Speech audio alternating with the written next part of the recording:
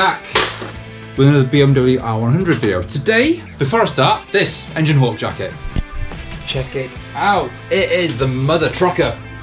Full of pads, warm inside. Head to the Engine Hawk website to find out more on this jacket, but my gosh, in these cold weathers, it is keeping me quite nice and toasty, even in here. Even though it's a motorcycle jacket, fully armoured. Check it out. But today, we've got the R100. Assembly day. I've got everything back from the powder coaters. The engine's done. By done, I mean it's powder coated and painted and brushed out, like all the fins and everything are nice and polished and everything. Today's job is to reassemble the bike, get it back into that place where it was before, so we can nearly have a rolling chassis. We can't quite have a rolling chassis because the wheels need tyres, so we can't put those on, but let's do what we can. That's what we're doing. So what we've got here is the BMW Engine, the R100. I need to put that in here with some help. It's too heavy for one person. Ever so quickly, what I've done on this is just wrap the frame. Obviously I need to do that to protect it because there might be a point where I hit that on the frame. And I don't want that to happen. I don't want to chip either the frame or the engine. Let's just be safe.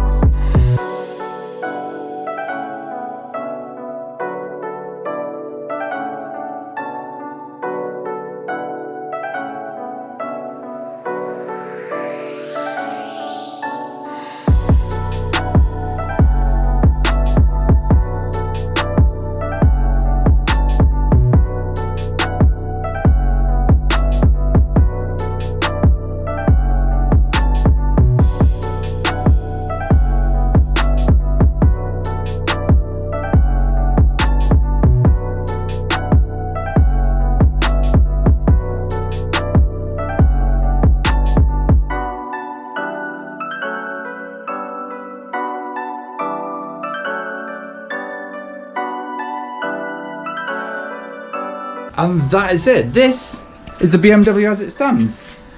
We've got the subframe, swing arms in place. Obviously drive shaft is in. That was a major pain in the bum to get the drive shaft in and out. It is screwed there, but I've just left it a little bit loose at the moment so I can torque those. Engine is in place. I've put the fuel tank up here for the time being, just so it's out of the way and safe. I mean, the last thing I want to do is to dent that.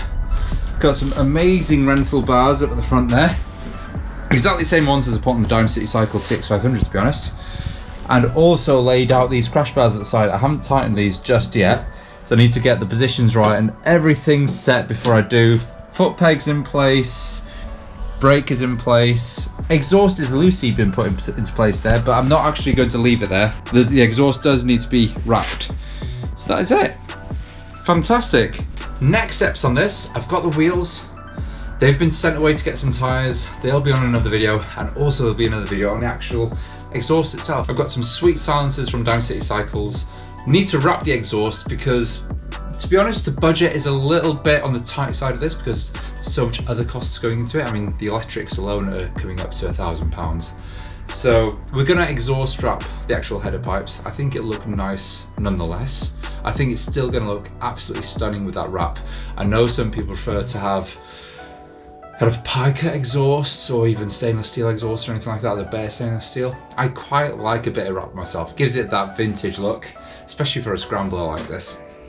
So that is it. If you like what you see, subscribe, follow me on Instagram, and also visit fullofbulletindustries.com if you want to find out any merch, or head out to Engine Hawk if you want to find out more about this really, really warm mother trucker. Until next week, see ya.